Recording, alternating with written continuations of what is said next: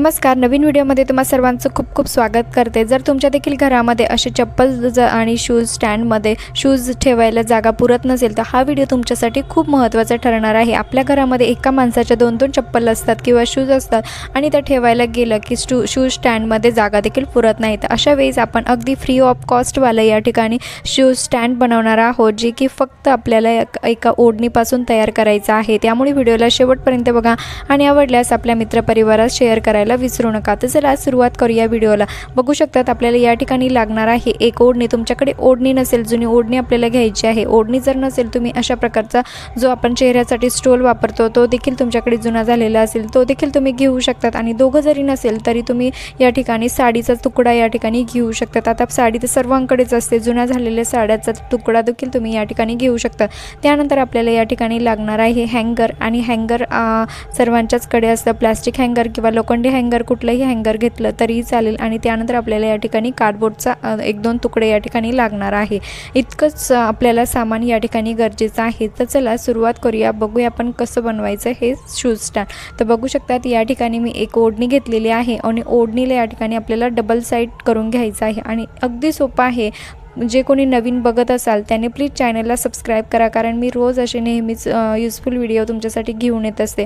बघू शकतात या ओढणीला मी या ठिकाणी डबल साईडने फोल्ड करून घेतलेला आहे। मी याआधी देखील शूज स्टँड बनवून दाखवलेला आहे, ते नक्की चेकआउट करा।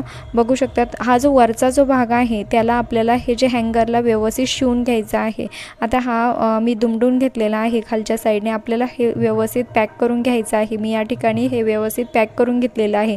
आता उरलेला जो भाग आहे व्यवस्थित व्हिडिओमध्ये बघितलं तर तुम्हाला हे व्यवस्थित स्टेप बाय स्टेप बघा, जेणेकरून तुम्हाला हे व्यवस्थित समजेल। बघू शकतात अशा प्रकारे जी ओढणी आहे तिला अशा प्रकारे एक घडी करून घ्यायची आहे। अशा प्रकारे एक बॉक्स तयार होतो।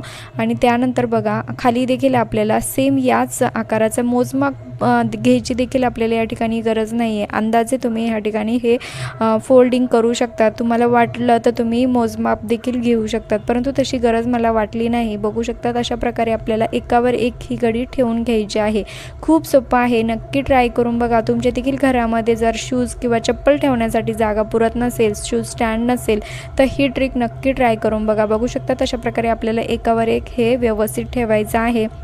आणि हो, तुम्ही हा व्हिडिओ कुठल्या गावातून किंवा शहरातून बघत आहात ते देखील मला कमेंट्सद्वारे नक्की कळवा, जेणेकरून मला कळेल की माझा व्हिडिओ कुठे कुठे पोहोचला ते। अशा प्रकारे मी एकावर एक हे कप्पे तयार करून घेतलेले आहे। व्हिडिओमध्ये तुम्हाला तर व्यवस्थित दिसतच आहे। तर बघू शकतात अतिशय सोपी पद्धत आहे। आता हे जे साईडवालं जे आहे ती व्यवस्थित आपल्याला सुई धाग्याच्या मदतीने या ठिकाणी शिवून घ्यायचं आहे। मशीनची देखील या ठिकाणी गरज नाही आहे, अगदी आरामात आपण याला सुई धाग्याच्या मदतीने शिवू शकतो। आणि बघू शकतात मी या ठिकाणी हा जो साईडचे दोघं जे भाग आहे ते आपल्याला व्यवस्थित या ठिकाणी शिवून घ्यायचे आहे।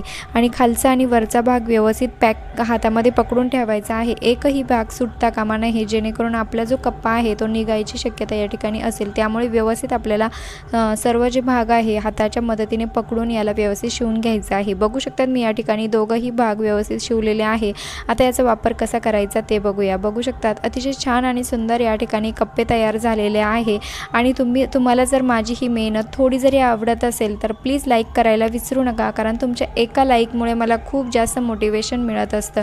बघू शकतात या ठिकाणी हा जो पुट्टा आहे तो देखील तुम्ही या कप्प्यामध्ये ठेवू शकतात, जेणेकरून ते लूज होणार नाही, म्हणजे एक टाईटपणा या कप्प्याला राहील। नाही ठेवलं तरीही चालेल। आता तुम्ही बघा या कप्प्यामध्ये मी एक एक शूज तुम्हाला या ठिकाणी ठेवून दाखवत आहे। अगदी आरामात आपण जे कप्पे बनवले आहे त्यामध्ये एक चप्पल सहज यामध्ये बसते।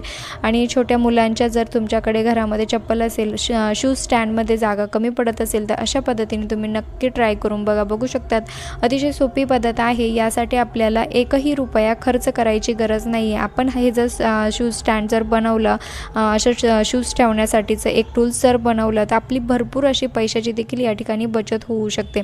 आणि व्यवस्थित जर तुम्ही याला सेट केलं व्यवस्थित, आणि जर तुम्हाला वाटलं की हे थोडंसं वरती किंवा भाग कमी होत असेल तर तुम्ही काटीपिन्नी देखील याला व्यवस्थित ॲडजस्ट करू शकतात। आणि खूप सोपं आहे, नक्की नक्की ट्राय करून बघा आणि आपल्या मित्रपरिवारास देखील व्हिडिओ शेअर करायला विसरू नका, जेणेकरून त्यांचा देखील या ठिकाणी फायदा होईल. बघू शकतात अतिशय सोपं आणि फ्री ऑफ कॉस्टवालं या ठिकाणी आपलं जे शूज स्टँड आहे ते तयार झालेलं आहे. आय होप की तुम्हाला हा व्हिडिओ नक्की आवडला असेल आणि तुम्ही हा व्हिडिओ कुठल्या गावातून किंवा शहरातून बघत आहात ते मला कमेंट्स करायला विसरू नका, कारण मला कळेल की माझा व्हिडिओ तुम्ही कुठून बघताय ते. बघू शकता एकाच या टूल्समध्ये एकाच ओढणीमध्ये आपण जवळपास 4 कप्पे केलेले आहे, जेणेकरून 4 जणांची जी चप्पल आहे किंवा शूज आहे ती अगदी आरामात आपण यामध्ये ठेवू शकतो. आणि त्यासाठी जर तुमच्याकडे आता हे ठेवायचं कुठे हा देखील तुमच्याकडे प्रश्न असेल तर बघू शकता याला जे आपण हँगर तयार केलेलं आहे तुम्ही दरवाजाच्या मागे याला टांगू शकतात किंवा अदर तुमच्याकडे कुठे जागा असेल तिथे तुम्ही हे टांगू